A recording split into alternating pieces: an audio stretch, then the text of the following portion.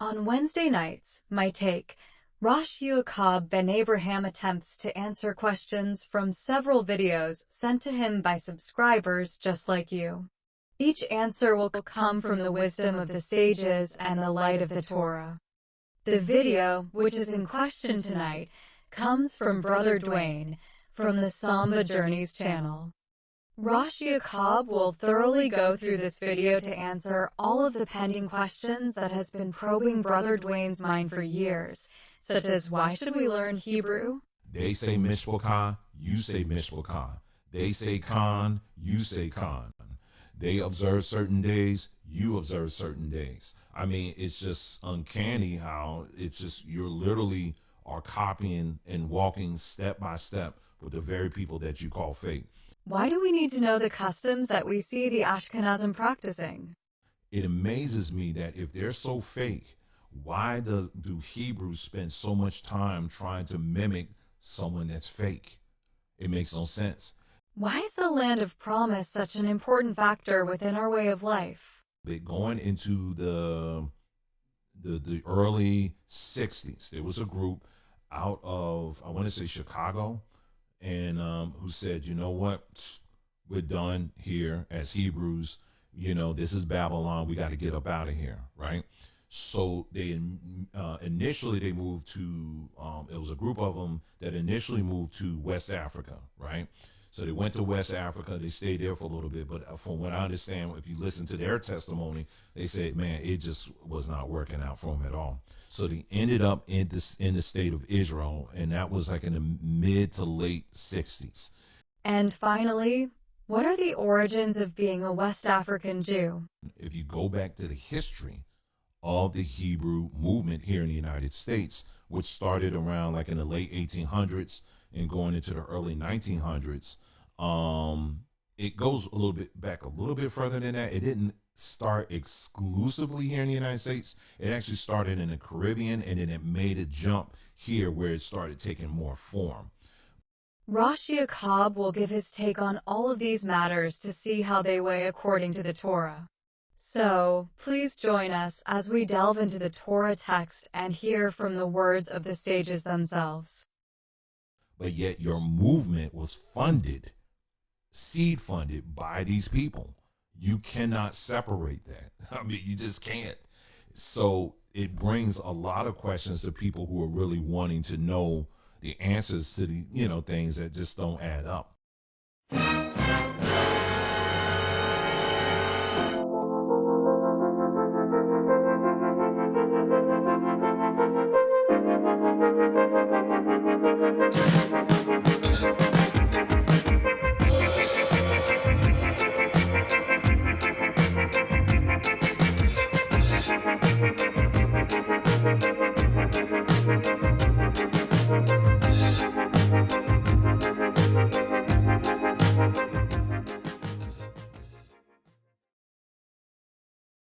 Hey, shalom, shalom, shalom, everyone.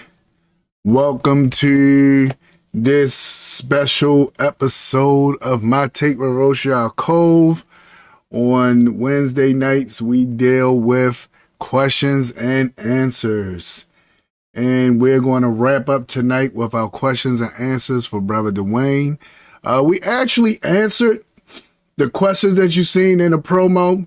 So for the opening or the intro of the show, you see the part where it gives the different questions that he had. We actually answered those questions already. So I would ask you guys to look at part 1 and part 2 to see those answers. But it was some stuff that our brother brought out about what was going on over there, which was the point of his video that I wanted to deal with as well. So I didn't want to just answer the things that I was looking to answer and just let it end with that. I said, okay, well, we answered those things, but I also want to touch on other things that our brother was speaking on and talk about that as well. And that's what we're going to get in tonight. Tonight, we're going to try to touch on some of those things and wrap this show up for tonight. And then we're going to go from there. So I don't want to spend too much time explaining what we want to do. Just want to get into doing it. Want to give a special shout out to the AOC, the Art of Clothing. Thank them for constantly hooking brother up with gear and different things. Got a new web page that would just open up. They start putting their clothings on there, different things that they're selling is now on their web page, and I have all of that in the description. You will see that now their web page has been added to the description, so it gives you even more access to them. So please support our sponsors, if you will, because they are supporting us and trying to help us to get all this information out to you all. And I appreciate them for that, my brother Alex, and all the things that he's doing. And I just wish him much success. And this is his commercial, and soon this will be revamped as well. I'm told it's going to have even more things on it.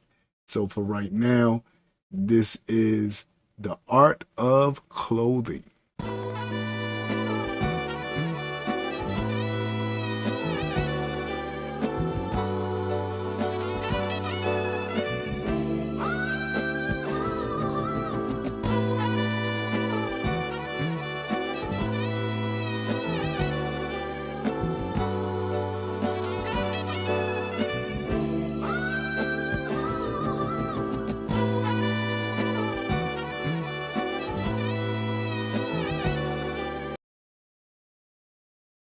All right, so please support our brother. Again, all this information is down below in the description. And also, don't forget to like, share, and subscribe to the channel. If you are new here and you like the different things that you see on this channel, please like, share, and subscribe. You know, just that will help us to go so far, and it will help us to get the information out there even more. Because my goal, as I tell y'all each week, my goal is to get everyone of our people to be back into Torah. I want to use these platforms to uplift and build up Torah, and that's my goal. So please help me to reach my goal by like, sharing, and subscribing. It's that easy. Even if you feel like you might don't ever come back to this channel again, just hit a subscribe. You don't got to click the bell. Just hit a subscribe, something. Like and subscribe. It's not that hard. It's really easy. It's really, really easy. It's so easy. It's like it's not like we ask you for money. It just said hit a like button and a subscribe button. That's it. You know, like, share, subscribe. Anyway, let's go ahead and get into this for the day. So we're going to pick up where we left off at in our video, and where we left off at last week. Our brother Duane had just told us about how Vietnamese people ended up at the state of Israel. And I went through the history last week. And again, if y'all want more details on that, all you got to do is just click on to the video from last week, part 2, and it will explain everything that I'm saying. But we actually dealt with that aspect of what happened when they got over there into the land and what that was all about, because a call went out saying that if you believe in your heart that you are Israel, come home. And we see where we left off at last week, where they decided to change the laws and to be more specific about you trying to prove that you are Jewish.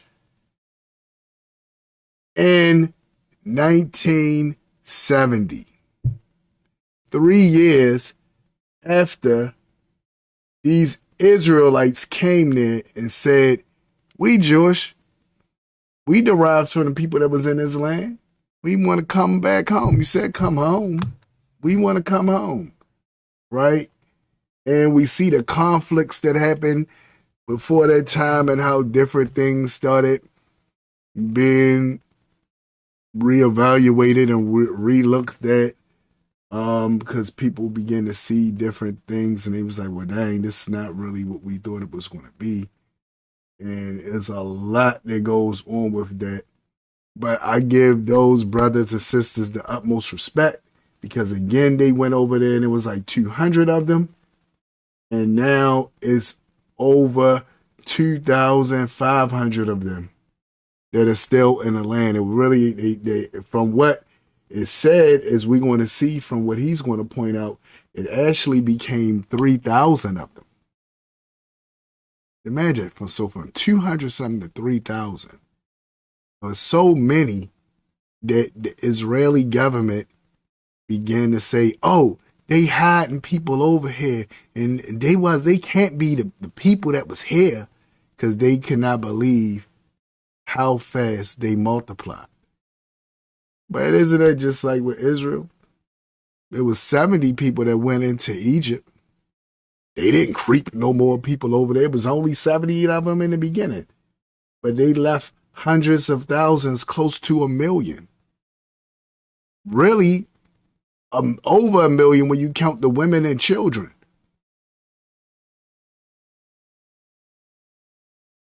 But I digress. I mean, let's go ahead and hail Brother Duane as he further gives things so we can see where we're going to go at from here today. And then, they had thousands of people that went over there. These are Black Americans who migrated to the state of Israel.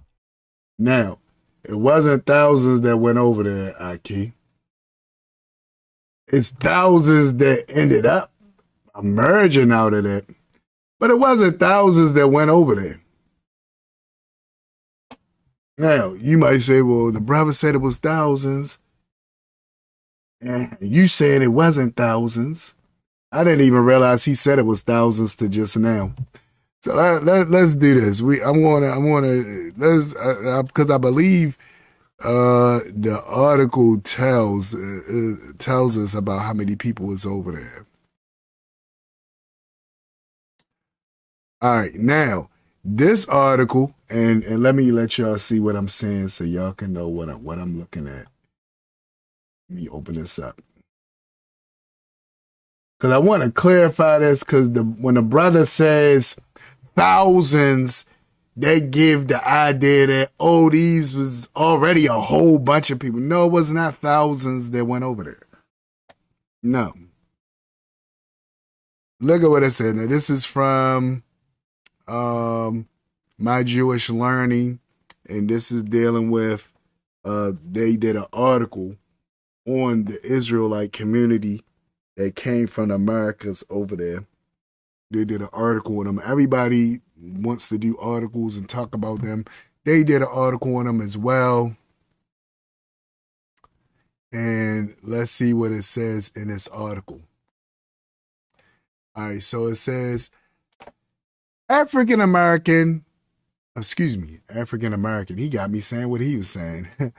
My bad, people. Let's mark that out. So used to saying African American. African Hebrew. Don't notice it don't say nothing about American. Notice what they call it. Now, ain't gonna say it later, but notice what it says. African Hebrew Israelites, often referred to. Now, do they call themselves Black Hebrews? No. They understand that people call them that, they deal with that. But what they call themselves African Hebrew Israelites. Because they saying we came from Africa and we Hebrew Israelites. So African Hebrew Israelites. Often referred to as Black Hebrews, are the largest organization group of African American expatriates living anywhere in the world.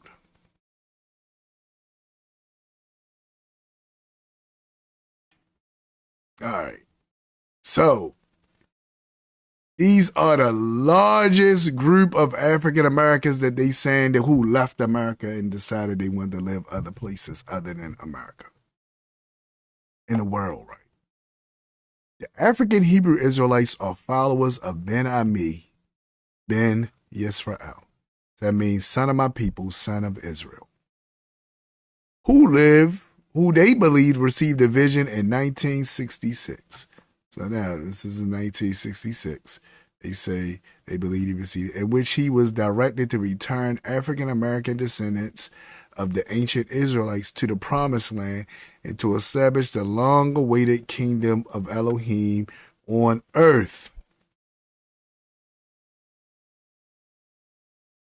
By 1967, Ben Ami convinced approximately 400. This is what I want y'all to see. Our brother said thousands. No, it's not thousands. It's not thousands. 400.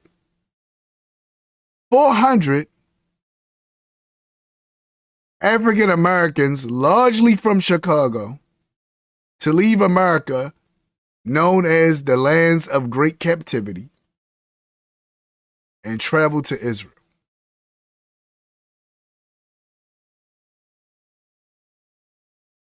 Now, this is the, so far it don't seem like they going through the thing, but they might go through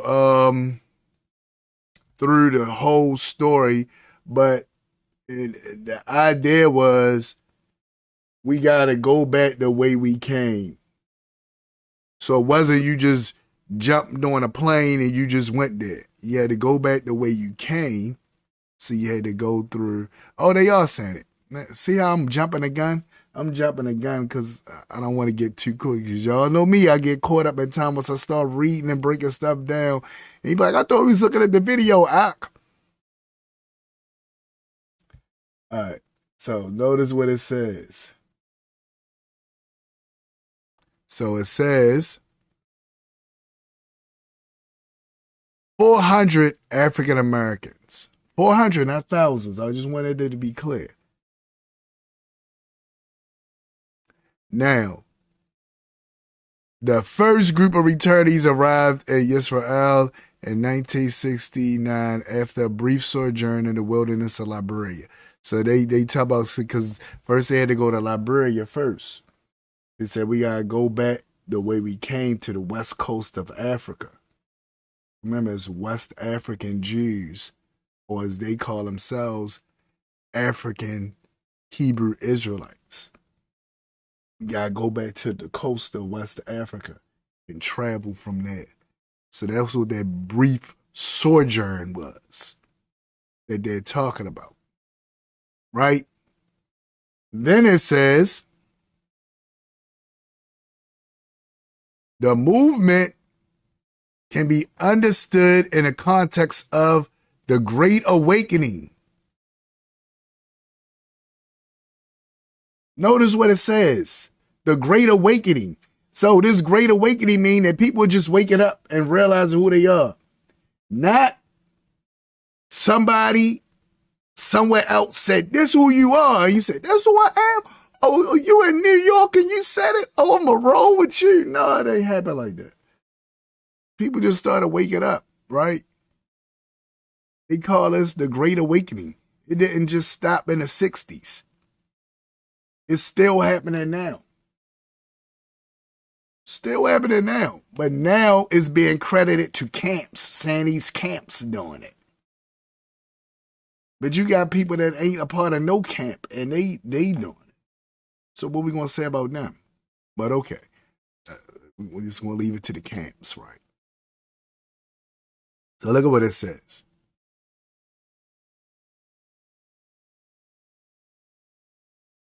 The movement can be understood in the context of the Great Awakening to the historical roots and cultural identities that African Americans underwent in the 1960s. This Great Awakening happened. Why would it had to be a Great Awakening? It had to be a Great Awakening because the people knowledge of self was taken away from them. That's what everybody tries to, even our brother tries to act like he don't realize happened. The knowledge of who you was beaten out of you. Taken from you, stripped from you. You was put in such a state where you didn't even want to know who you were. You said that don't even matter. But now, as things start happening, this great awakening started. I mean, even though I believe, it was happening a little before this, but it had brief interludes and stuff that happened. So I'm going to give them what they saying. I'm just going to go by what they saying. Because I went through that last show as well. We talked about it. All right. So it says,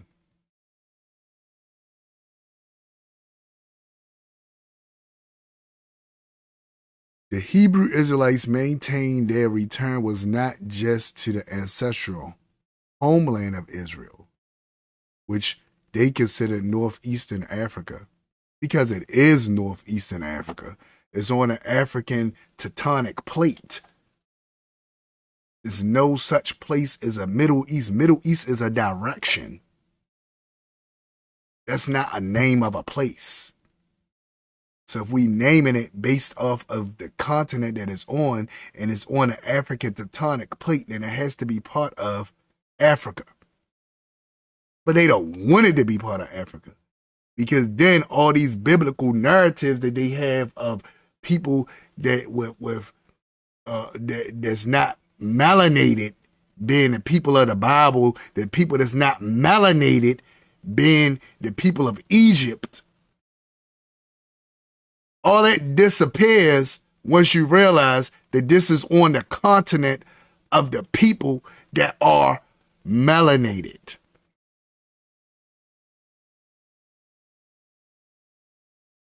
So they know that. So they don't want to, they that's why they fight against that. But they right, it is northeastern Africa. But to a way of life, they would testify to the power of Elohim. While only approximately 3,000 saints, as they call themselves, reside in Israel. Now, 3,000 of them. Hey, shalom. Shalom, Makoti. Think about that. Now, approximately 3,000 of them was in Israel. Now, 500 of them left because these guys were saying, how in the world did they get to be this many people? They must have. No, they multiplied. They was there since the 70s, over 50 years. They multiplied. That 400 multiplied to almost 3,000. Well, to 3,000. 500 left because they were talking about deporting them to a place, the youth, to a place that the youth never lived. That's why I have a problem with our brother Duane keep calling them African Americans when the youth were never born in America. And if they try to come over here now, especially now, do you think President-elect Trump or President Trump, no, you don't gotta call them President-elect no more. Do you think President Trump will say, hey, yeah, they American citizens and they wasn't born here? You know what I'm saying? You gotta think about what you be saying. Oh, this is African Americans. How they African Americans and they wasn't born here? They was born over there. But then they don't want to recognize them being born there. So he said, prove this, prove that. You won't see when we get further into the article. But I just wanted to point this out because he said thousands of them came to the land. That's not true. It was only 400. Not thousands. It was just 400 came to the land. And I believe I read somewhere where it was less than that because 400 of them left from America, but I believe it was only 200 and something that actually made it into the land to actually got to Israel, because the other ones stayed, because the journey to try to walk to get to Israel was rough. The other ones went back to Liberia and stayed there. But look what they saying. It says thousands where? Thousands of us Israelites where?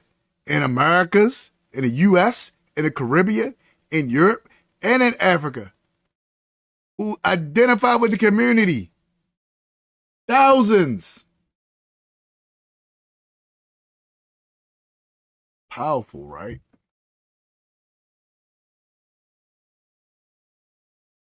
All right, so I'm going to come back to this article because I believe it's going to be something that we're going to have to touch on when we get here. So I'm going to come back to this. But hold up. Hold up. Look at this. This is touching on. I was about to skip out. Hold on. I was about to skip out on this. Oh no. We got to touch on this. Hold on. We got to touch on this. I'm gonna make my little emblem disappear for a minute. We gotta touch on this. Hold on. Look at what it says. Organizing in Israel. Look at what it says. On arrival in Israel in 1969. So this is what I was saying, right? And I want y'all to see this. You know, I want y'all to see this because I was saying this. And many people probably say, he don't know what he talking about the law return and da-da-da. He don't know what he talking about. Brother Duane, right? All right.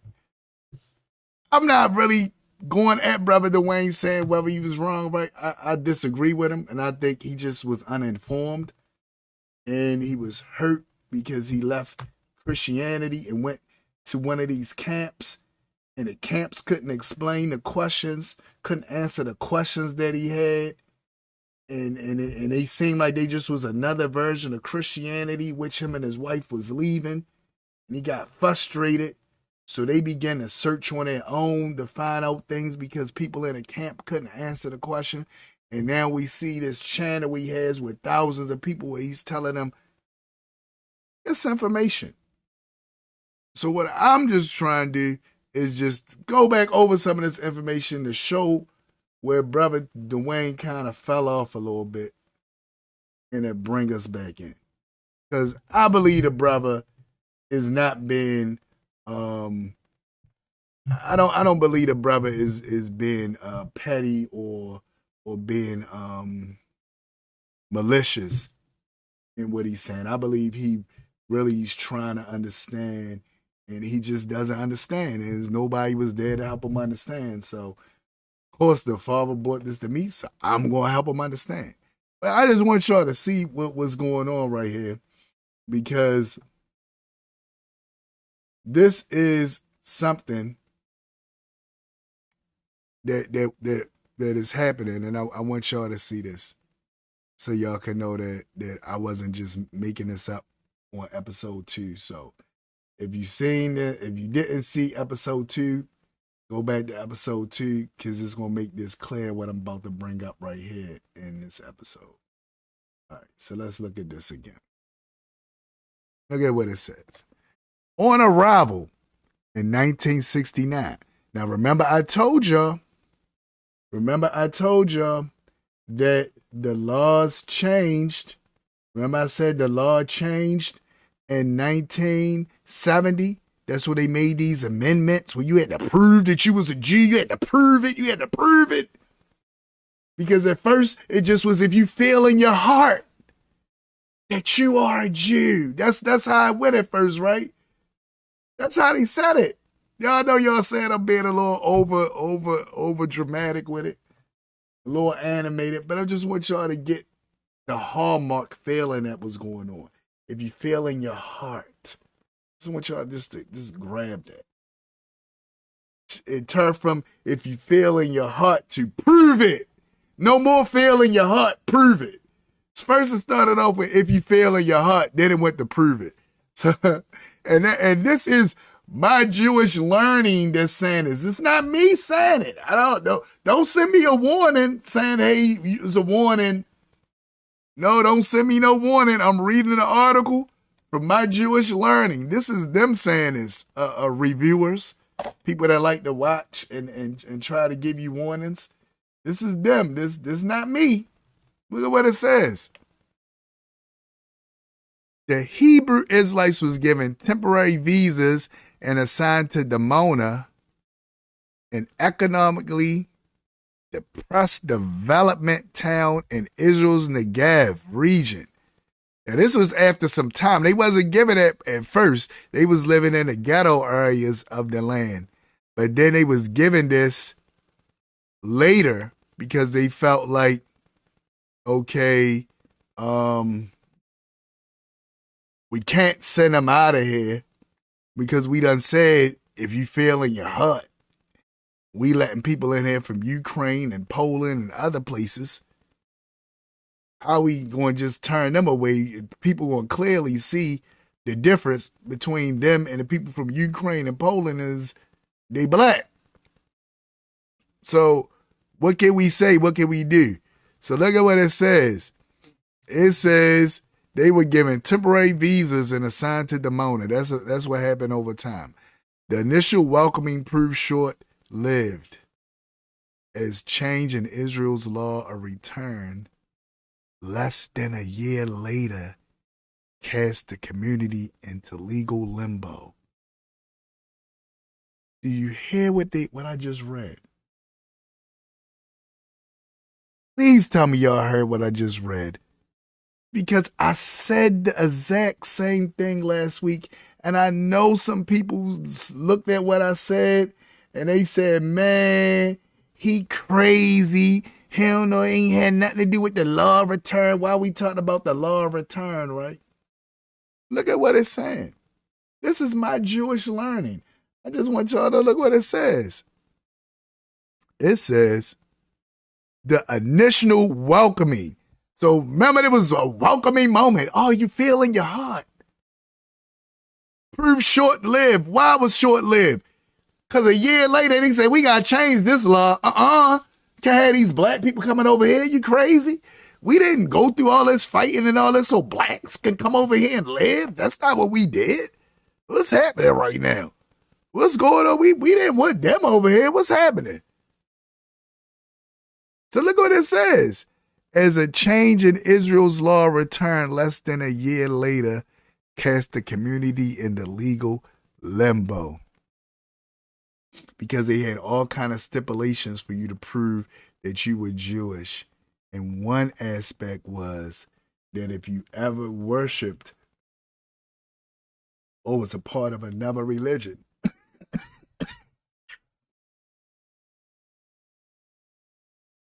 excuse me, if you ever worshiped was a part of another religion, whether through your parents or whoever, that cast you out from being Israel. That cast you out from being Jewish. The idea of born of a Jewish mother, it cast you out from that, because guess what? If she was practicing some foreign religion, then now she not no longer Jewish, so you not neither. That's where that started coming into play at.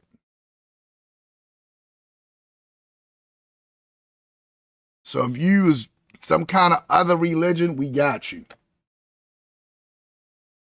So they start using it.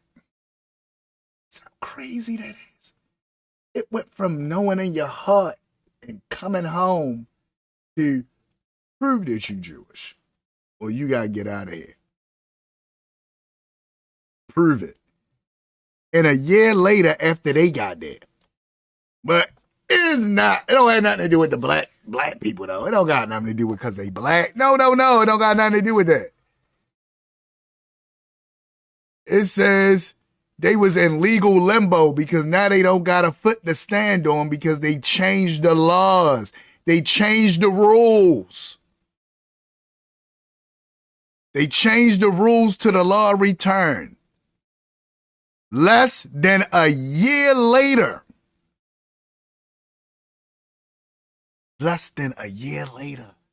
not even a full year, less than they went immediately to the Knesset. They went immediately to the cabinet and said, we got to do something about this. We ain't do all this for these black people to come over here.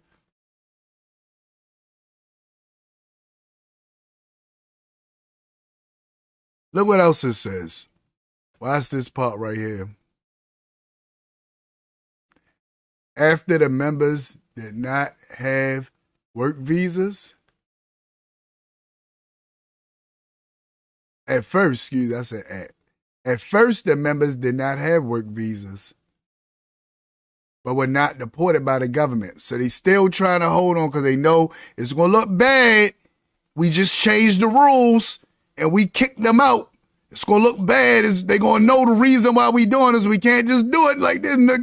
I'll get some time. We can't just do it like this. So they gave us some time. So it went from 1970 to, look what it says, beginning in the early 1990s. African Hebrew Israelites was given temporary visa status, and the community members received permanent residency in 2003.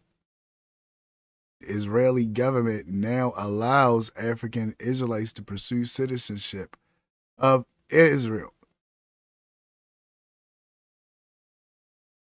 The first African Hebrew Israelites received Israeli citizenship in 2009, and more Hebrews have become citizens since then. Meanwhile, faced with overcrowded conditions, no access to school or health care, and constant threat of deportation, the Hebrew Israelites were challenged to develop institutions that address their basic needs. They developed a biblically based system of communal living and sharing called All in Common.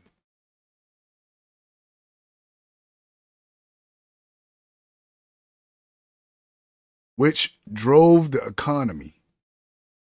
They also founded Beit Sefer Akveh, the Brotherhood School, a community-run school under the auspices of the Israeli Ministration of Education. So we see all this different things. So let me go back to our brother, so we can see what's going on with him. I don't want us to lose sight of him. Let's go back to our brother. I just wanted to clear that up about what he said about thousands. I was like, no, it was more than, I mean, it was less than thousands. It wasn't thousands that went over there. Let's go back there. All right. Now, in the state of Israel, there's certain requirements if you're going to be over there. If you're going to be over there, if you're going to become a citizen or trying to become one of the requirements is you have to be you have to participate with the IDF, their military. Now, what he's saying is accurate for Jews. If you are Jewish, or if you are recognized as Jewish and you're over there, then no matter who you are, you had to be in the military. If you're a young man, right? You got it. I don't know. I can't remember how long you have to do, what terms you have to do, but you had to be a part of the military for a certain time period. I don't want to search and make this even longer. But I wanted to point out that the aspect of what he's saying is that wasn't an option for them. As we're going to see later that he's going to himself talk about. That wasn't an option for them to become citizens. They wasn't trying to give them citizenship at all. That was not an option. What actually happened was the leader of one of the African Hebrew community the leader's son was in a coffee shop one day, as a story I remember is recounted goes. He was in a coffee shop one day along with some Israeli soldiers, and the coffee shop had got blown up by terrorists. And the Israeli government said they realized that, hey, your people are down with us. We all in this land together. If y'all agree to fight with us and join in with the military, just like we make all our people join in with the military, then we can grant people citizenship through that. So it wasn't a requirement as he is saying it, but it was an agreement that came about because of a sad and crazy situation, really, really horrifying situation. And the Hebrew Israelites saw this as a win. It's finally we getting some kind of legal right by this operating government saying that now they're going to recognize us as citizens, and that threat of deportation is going to be gone. But as we're going to see, that's not fully the case of what happened. That's not fully the case of what happened, but that was the idea behind it. That's what they was believing was going to come out of that. So it wasn't that they had to be a part of that for that, but that was the deal that was made. So I just wanted to clear that up. Again, just want to clear that up for the brother. And that was something for the longest time they did not take part of until in recent years. Yeah, and again, they didn't take part of it because it wasn't granted for them. That was for people that already had citizenship there. That was considered quote unquote Jewish.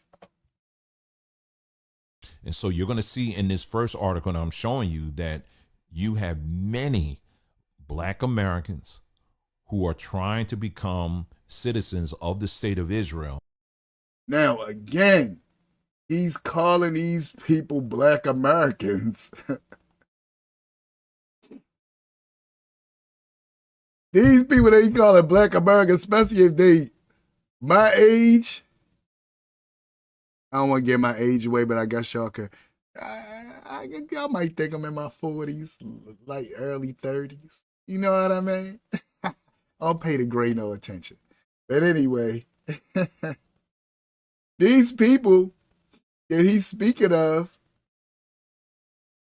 was born in the land. They're not African Americans. Why is he calling them African Americans? This was irritating. Every time he said this, I kept saying, brother, why you keep calling them African Americans? They not African Americans. America will not claim them. They cannot come in and say, hey, we African Americans, because our grandparents were. They're going to say, where y'all was born at? Oh, that's what y'all are. It don't work that way. What are you talking about? They African Americans. Oh, my goodness. Like, This is crazy to me that he keeps saying these African Americans are trying to become citizens. Like, most of the people, there's older there out of the 400. Yeah, they whatever. But those other people out of the thousands, those people was born there. What you mean, African Americans? Like, okay. I'm gonna let them cook. Who are literally putting their lives on the front line to defend the state of Israel. And this is my whole argument. Now, this is all the land that they know. That's like us over here putting ourselves on a line to defend America.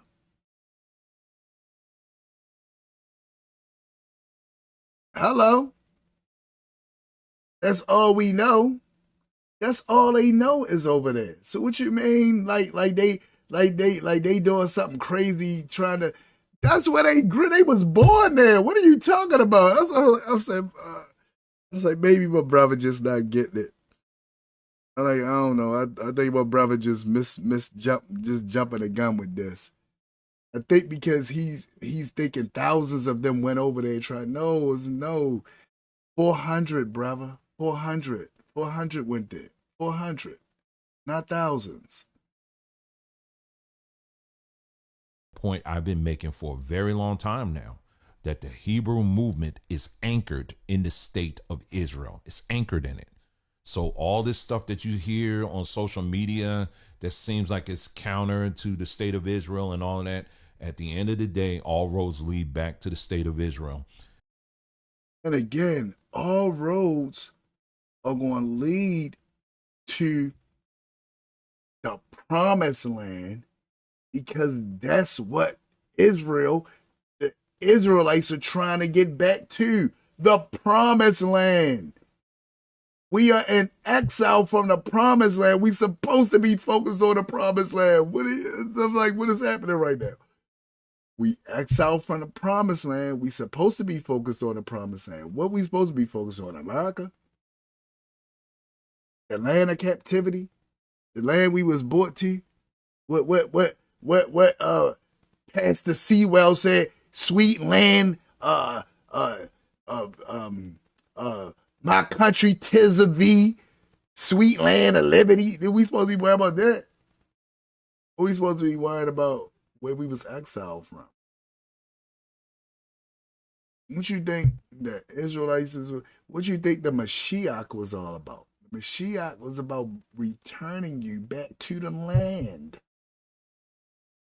That's why I say Christianity mess it up. They get you thinking about going to heaven. He say one time, oh yeah, he coming back so you can go to heaven. It's all about the land. That's why the focus keep being on the land, because it's about the land. And it don't got nothing to do with the state of Israel or the Israelis. It's because it's the land. There are even preachers on YouTube who actually go and work I'm talking about Hebrew preachers who have sat down and are working side by side with rabbis. But again, I don't know. Our people seem to overlook a lot of this stuff. But again, it's all roads lead back to the state of Israel. And so here's so I want to get to this article real quick here. So Death of Soldier reopens debate about citizenship for non-Jewish Hebrew Israelites. Not going to read the whole thing. But first of all, our condolences to the young man for losing his life, on this. And so anyway, real quick, let's just read a clip of this. The death on Saturday in the northern Gaza Strip of Sergeant Elisha Young, 19, from Dimona in southern Israel, reopens decade-long campaign. Now, 19. He was 19 years old. How long they been over there? Over 50 years?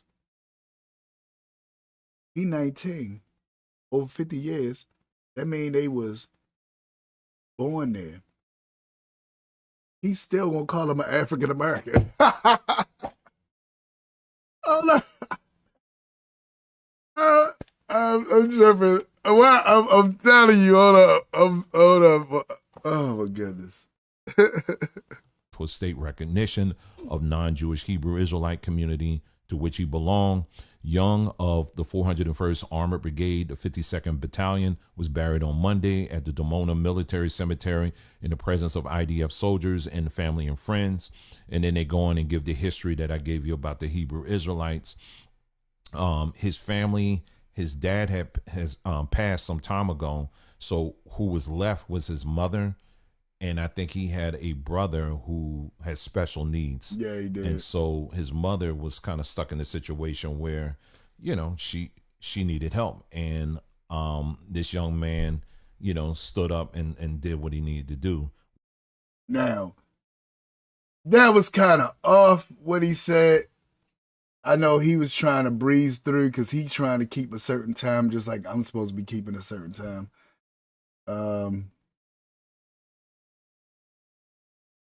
I want to go to the actual article because I actually got the article pulled up as well.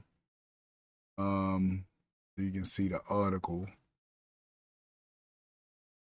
And looking at the article, I want y'all to see something.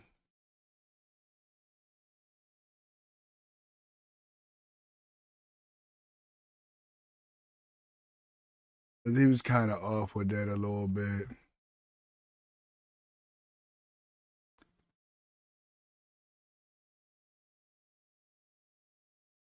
Because he was saying that the son went there to help out the mother. That was kind of different. I know he like glossed over it. He used to help his mother with her older son, which was his brother. She didn't want him to go into a combat role. She didn't want him to go to the combat role. She said she only had him to help her raise the child, not help her by going into the war. I just wanted to clear that up because the way he said it made it like he went out there and fought and gave up his life to help his mom because the father couldn't do it. No, she didn't want him to do that. He was doing it because he was trying to get the citizenship thing. But that is not what she wanted. That is not what he wanted to happen. Excuse me. Goodness. All right, so let me get back to the clip. I want to make sure we're on back. Go back to our brother.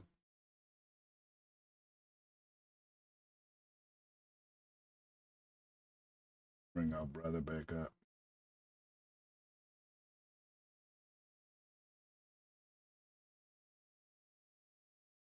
All right, so I'm going to let him finish reading through this.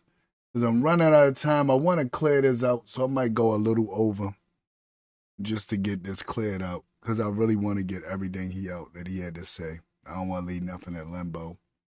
But if I can't get to all of it, then I just can't, even though I want to.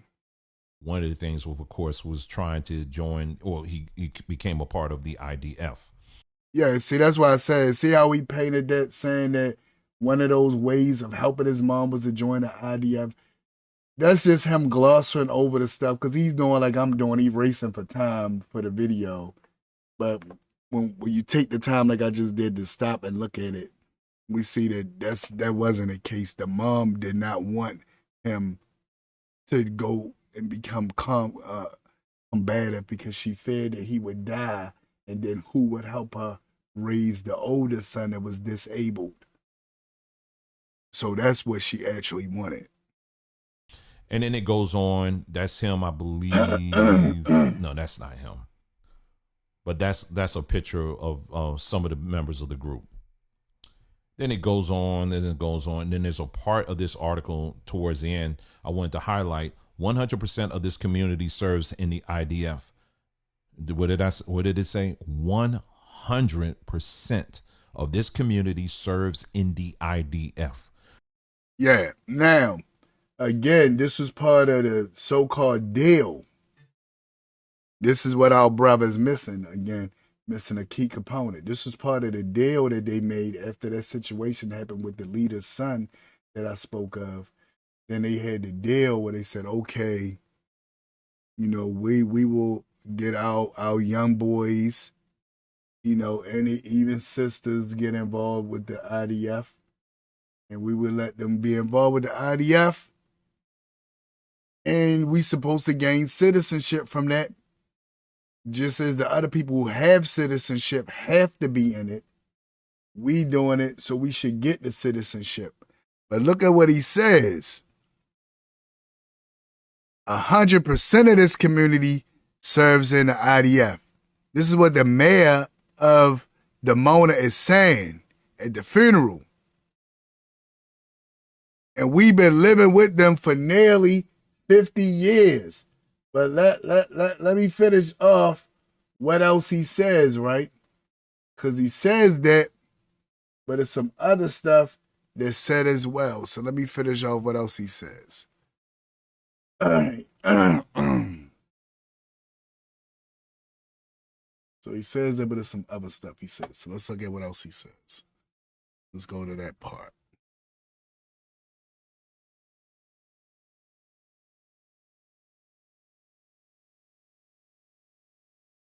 Oh, no, that's how it ended. Okay. Let's go a little further up. It says, friends and relatives spoke about a young man who tried to be the best in everything he did, including his studies, who insisted on going into IDF combat unit. A man who was devoted to music and could often be seen wearing earphones, right? So he got all of this, and it says, Benny Benton, Damona's mayor, called on the government to grant citizenship. So this is what it is. So I didn't even have to come out of that to get to this, but I thought it was after it, but it was before it. It says he's calling on them to grant citizenship to those in the community who do not yet have it. In other words, they made a promise. That was part of the agreement. You enroll in IDF, we grant citizenship. You enroll, we grant citizenship. You enroll, we grant citizenship. That is the deal. But they are reneging on the deal. Because look at what it says. He's calling on them to give citizenship to those in the community who do not yet have it, particularly following Young's death. And he says, we've been enrolled, like y'all said, in the IDF, and we still don't got the citizenship. We've been dealing with this for 50 years. 50 years. Since this agreement came about.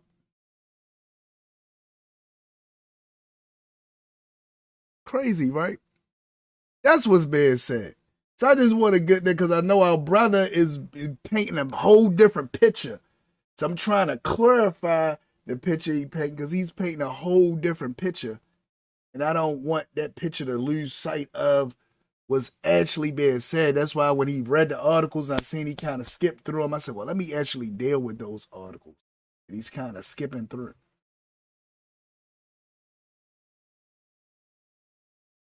So I said, let me go ahead and deal with those articles that he's kind of skipping through. So to be 100% clear here, Hebrew Israelites, black Hebrews, black Americans have aligned themselves with the state. Yeah, he keeps saying black Americans. Those ones that was born over there from 50 years ago are not Americans, brother. Brother, they not Americans. President Trump, nor ISIS or ICE or whatever they call the people that take care of illegal aliens, would not consider them American. We wouldn't consider them American. Of Israel, where they are fighting on the front lines. I think this is a pretty big deal. And it's one of these things that get overlooked, you know, and the way many black folks handle stories like this. And I agree with you. I agree with them wholeheartedly. This is a big deal. And this should not be overlooked. A deal is a deal. You make a deal with a man, you hold true to this deal. You don't make a deal with him and then later y'all get the debate about whether y'all gonna hold true to the deal. You made the deal. If they provide soldiers, you're going to give citizenship. It shouldn't be nothing else in question. But they still trying to figure out a way to get these black people out of here. That's what's happening. They still trying to figure out a way to get these black people out of here. Still trying to figure out a way. So it's like bump the deal. Yeah, we gave them a deal. Oh yeah, well, so what?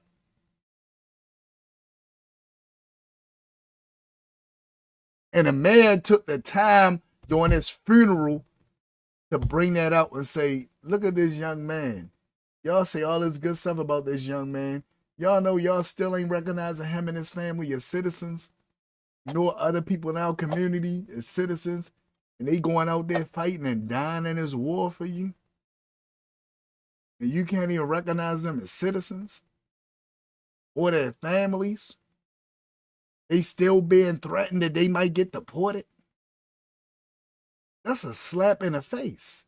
So I agree with him. This is something that should be talked about. This is something that should be focused on. I agree with you, Brother Duane. I agree with you. Is that they will quickly find a way to delineate themselves from this group. Now, again, he's talking about different camps. Brothers and sisters like me, and I'm quite sure my sister Hart for serving Yah, and others, we like, no, these are people, they over there, what are you talking about? We not looking like, oh, well, oh, like he gonna say, they the crazy ones. No, that's what them camps say. We ain't talking about the camps. You're not dealing with a brother from a camp today. I don't know nothing about a camp. Never been in a camp. Closest camp I went to was a camp, summer camp. That was it. I was in a summer camp before when I was a youth. They will quickly dismiss them and say, well, they're the crazy ones or this or that. No, they not the crazy ones. But I want to remind people courageous before ones. You jump into the comment section and want to take that route of the fact that there are many stories that came out just a few years ago when the state of Israel said, listen, enough is enough. We getting these black folks out of here and we're going to deport them. It was black Hebrews, or there was Hebrews here on YouTube and on other social media platforms who use their platforms to speak loudly against that policy and to, as they should have.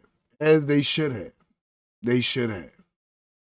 Call it racism. It was racism. So on one hand, you aligned yourself with them, but when stories like this come out, now all of a sudden they're the weird ones. And no, that's what I'm saying.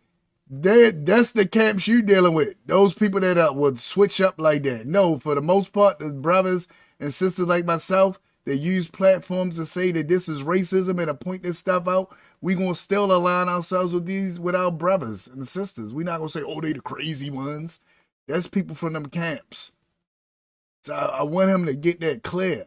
Hopefully he watches this video and he realizes that I don't mean no malice. I know I might be a little animated at times, but that's because I'm passionate about what I'm saying. And I really wanted to hit home what I'm saying. So I'm not saying they the crazy ones. They the ones that no, they the courageous ones.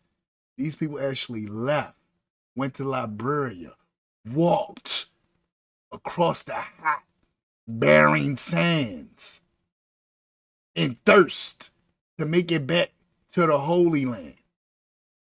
And went through all kind of hell and still going through stuff just to establish a foothold in the land. I will not disrespect them and call them crazy. And people from camps that do that don't know what they talking about. Please don't put all us together. This is how I want to end this. Don't put all us together in a camp. Please, Aki. Take your time. Learn of other Israelites. You got people like myself out here. You got a good brother like a Zion Lex out here that's doing his thing. Look at these brothers. These brothers and sisters that's really about the work. See them. I guarantee you, our brother would not say they the crazy ones. It's only people in them camps that you came out of that's talking like this. It's not all of us. Please stop putting all us in the same boat. Please. That's all I would ask you to do. Stop putting all us in the same boat and trying to make all us fit in one little peg, because it don't work. It don't work. So I really appreciate it, brother. Hope I answered a lot of stuff. He got even more stuff to go that we would not be able to get into. Maybe I might revisit one of his other videos, or go in on one of his other videos. I'm gonna check his channel out to look for some more stuff. But this was the main part of his story, was dealing with this young man right here who lost his life. Hopefully his mom gets the justice that she needs and gets the help she needs to help raise an older brother. He was trying to do something for her, even though that's not what she wanted.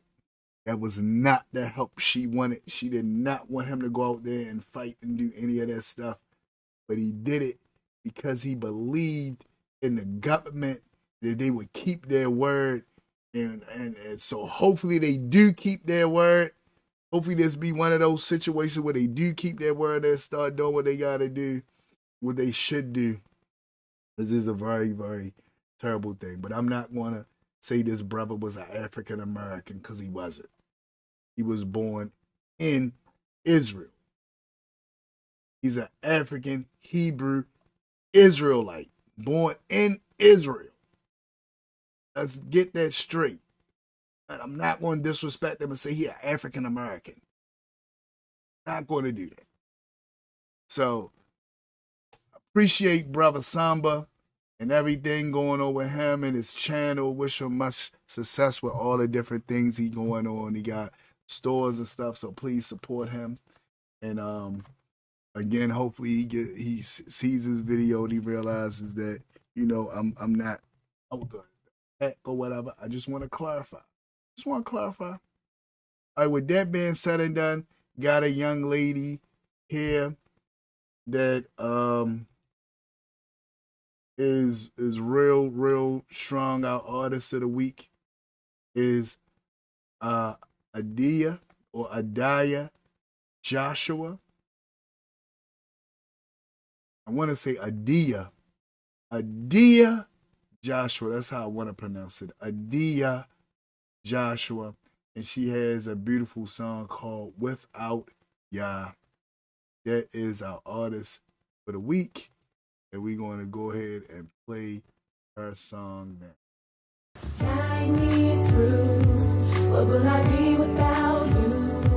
Don't want to go without you.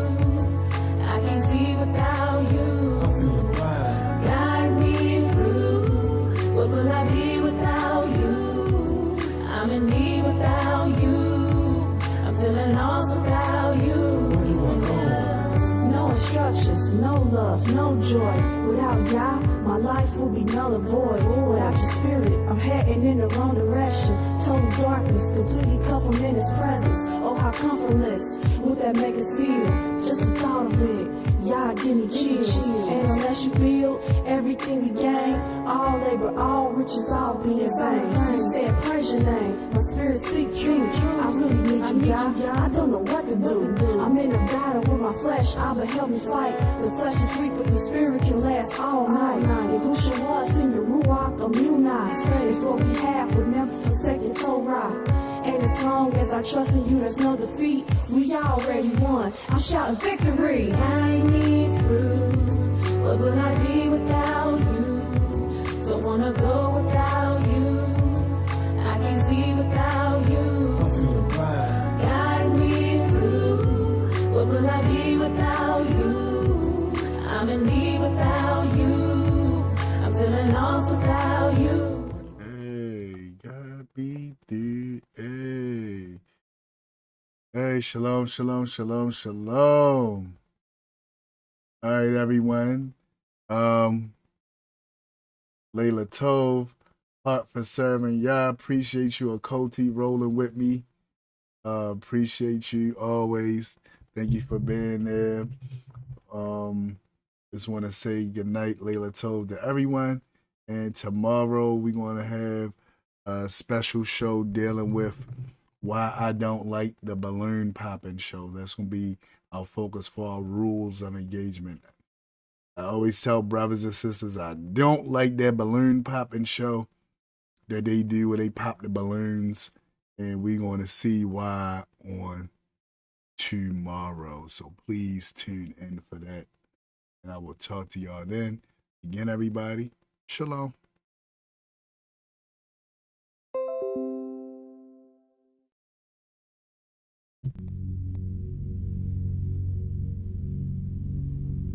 Shema.